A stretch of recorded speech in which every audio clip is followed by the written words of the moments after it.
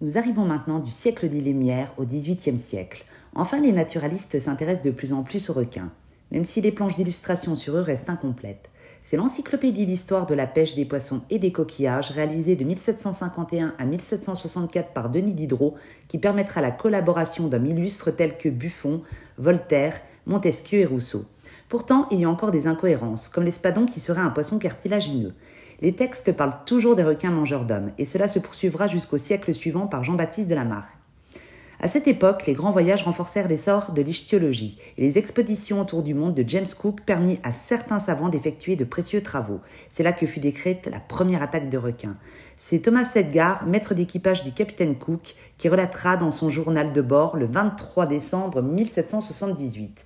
Il y expliqua que le Discovery était ancré face à l'île de Hilo. Un indigène était dans l'eau ce jour-là, il était 11h30.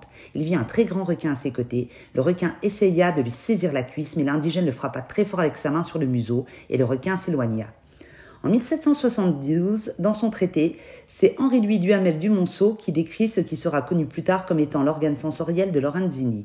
En 1773, c'est Bernardin de Saint-Pierre qui fera observer lors d'un voyage à l'île Maurice que le requin est le tigre de la mer. Il y décrit les requins avec une mauvaise vue, les mâchoires armées de 5 à 6 rangées de dents, qu'elles sont plates tranchantes taillées comme des lancettes, que les autres sont couchées disposées de manière qu'elles remplacent celles à rompre, que les Chinois prennent la queue pour en faire un remède aphrodisiaque. Il dit que le requin n'a aucune utilité, car il a goûté sa chair, qu'elle a le goût de raie, mais avec une forte odeur d'urine. En 1785, on continue à faire des descriptions sur les requins, plus pertinentes sans être pour autant fidèles à la vérité. Car Marcus Eliezer Black critique les observations des ptérygopodes 20 siècles plus tôt par Aristote. Il dit que ce ne sont pas des membres virils, mais des espèces de mains qui servent au mâle de tenir la femelle lors de l'accouplement. Mais bon, au XVIIIe siècle, on ne parle que des attaques. À la veille et au début du XIXe siècle, des évaluations plus cartésiennes de la biologie et de l'anatomie des requins virent le jour. Des travaux permirent de différencier et de classer les poissons cartilagineux avec une précision qui n'avait jamais été faite jusqu'alors. Mais c'est toujours sans fondement.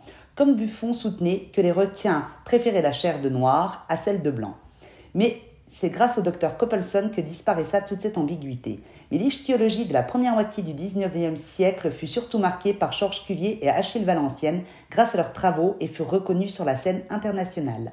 Dans le prochain numéro, nous partirons de Darwin à la science moderne, du XIXe siècle à nos jours. À bientôt!